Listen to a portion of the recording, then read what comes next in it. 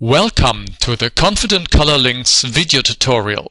In this tutorial you will learn how to check whether your printer needs to be profiled and how to create device link profiles and ICC output profiles. When you start the application, the web browser will automatically install two plugins. One is the Microsoft Silverlight plugin and the other is the measuring plugin, which is required for the communication between your measurement device and the web browser. When the plugins are installed, you can log in to the application by entering your username and password. The application consists of 3 steps, which are represented by the buttons at the top. Step 1, Evaluation, means measuring a color bar to check the status of your printer's color quality. If your printer needs to be reprofiled, then perform steps 2 and 3. In step 2, you specify the settings for the profiling process, and step 3 is the actual profiling process. The first thing to do is entering a process name. The process name identifies one particular evaluation and profiling process. You could also select an existing process name from this list in order to resume work done in a previous program session. All your settings, measurements and calculations would be loaded. Now select a print target. It defines the color bar, the target values to be matched and the tolerances. There are print targets for various standard printing conditions available, with tolerances for proof printing and the validation print process. Also select the measurement device. The application supports both the I1 and the I1IO table. Now click on Download Evaluation Wedge to download a PDF file with a color bar for the selected print target. Save this file to your disk and output it on your printer. Click Measure Evaluation Wedge to compare the colors of your printout with the target values defined by the printing standard. Click the Start button. The device calibrates itself. Place the media wedge on the I/O table. It does not matter how you place it. You may rotate it by 90 degrees or place it upside down. What does matter, however, is that you place the visor of the I1 on the 3 patches indicated on the screen. The patch on the top left, on the bottom left and on the bottom right. Press the button of the I1 device each time. Now the 3 strips of the color bar are scanned and measured.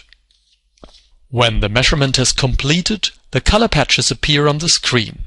Click the Continue button.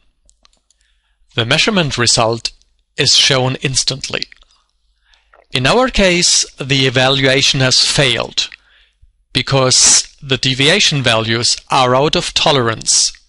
For average delta E, for example, the tolerance value is 3, but we have measured 5.42, and so on. Therefore, the red X icon appears, which tells us that our printer does no longer comply with the printing standard. We therefore need to create a new ICC device link profile or ICC output profile. This is what we will do now. Click the Continue button. This takes you to the second step, which allows you to specify all the settings and parameters for the color matching process that will finally create the profiles. The process name you have specified in the first step is automatically entered here and will be used as file name for your profiles. First of all, select the target ICC profile to define the press conditions to be matched on your printer. In our case, we select the default setting, which is ISO-coded version 2. The rendering intent depends on the size of your printer's color gamut. For toner-based printers, it is usually correct to select Absolute without paper white simulation. Use the Upload Target ICC Profile button if you want to match your printer to your company standard. You can then upload your own ICC profile. If you are going to create device link profiles, Then also select the RGB color space and RGB rendering intent in accordance with your expected RGB input data. From this list, select a test chart for your measurement device. In our case, we use an I1IO table and A3 sized paper. The measurement mode defines the light you are using. M0 means measuring without any filter. M1 is relevant for the new generation of I1 devices and means measuring with light that stimulates optical brightness. That means light containing a defined amount of ultraviolet radiation. M2 means measuring with a UV cut filter. For proofing applications, we recommend to use M0 because this mode is defined by the validation print standard. For production environments that use paper with optical brightness, M2 is the correct choice. Now you have specified all parameters. Click Continue to proceed to step 3, which allows you to perform the iterative color matching process. The profiling test chart is now being calculated. When the PDF file has been generated, a colored circle appears to indicate that it is available for download. Click the Download Test Chart button to save the PDF file to your local disk and output the file on your printer. Before doing so, it is important to disable the color simulation profiles on your RIP or digital front end to make full use of the printer's color gamut. How to do this on a FreeFlow or Fiery print server will be covered in a separate video tutorial. Having printed the test chart, click Measure Test Chart to measure it using the I1IO table connected to your computer. You could also upload a measurement file if you have used another measurement device. Click the Start Measurement button to start the measuring process. The device calibrates itself. Place the test chart on the I1IO table and place the visor on the color patches indicated on the screen and press the button on the device each time. First on the patch on the top left, then on the bottom left, and finally on the bottom right. Now the test chart is scanned and measured automatically strip by strip. When the measurement is completed, the dialog closes and the color deviations are displayed in a table. In this first step of the iterative color matching process, we've achieved an average delta E of 5.8 and a maximum delta E of 14.9. Of course, these are rather high values. This is because we have printed without any color management to use the printer's full gamut. Now click on Start Optimization to reduce the color deviations. Based on the optimized color match, a new version of the profiling test chart will be calculated. This means the color match is applied to the test chart file. Now repeat the steps taken before. When the colored circle appears, click on Download Test Chart to save the color match test chart to your local disk. As before, print the test chart without using any color management. Now perform the second measurement. Click Measure Test Chart, click Start Measurement, wait until the device has calibrated itself and place the test chart on the I/O table. Place the visor on the 3 patches on the top left, and bottom right, and wait until the test chart has been scanned and measured. When the measurement is completed, the results are sent to the web server and displayed in the application.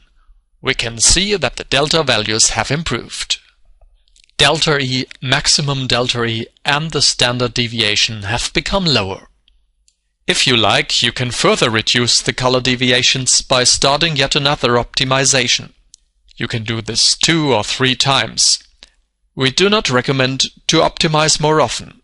In most cases, this does not cause the delta values to become lower. They could even increase. We decide to optimize again, so we click Start Optimization. Now the color match is optimized again and applied to the test chart, which you can download as soon as the colored circle appears. Print the test chart without using any color management on your RIP and measure it in the same way as explained before.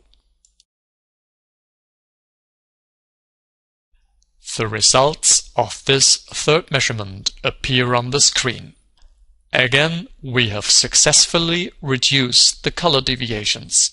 Average delta E has improved from 5.8 to 1.75 and maximum delta E from 14.9 to 5.77.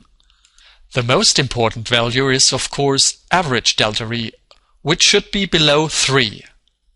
Maximum delta E should be below 8 if the validation print tolerances are applied.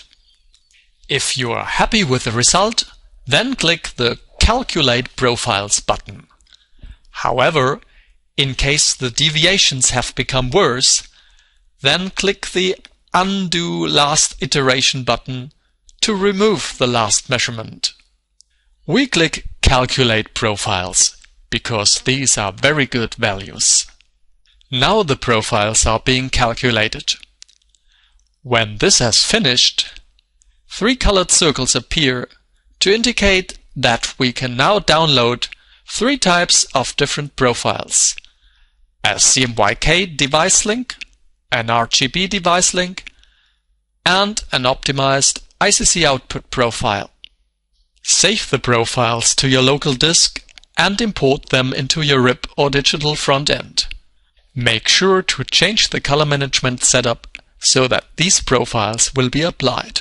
How to do this on a free-flow or Fiery print server will be covered in a separate video tutorial. Finally, you may want to check the quality of the new profiles.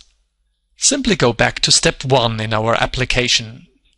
Download the evaluation wedge, print it, and measure it. Of course, with the new profiles, all deviation values are within the tolerance limits. This concludes our tutorial. You have learned how to check the color quality of your printer and how to create ICC device link and ICC output profiles. More details can be found in our online help system, which you can open by clicking the question mark.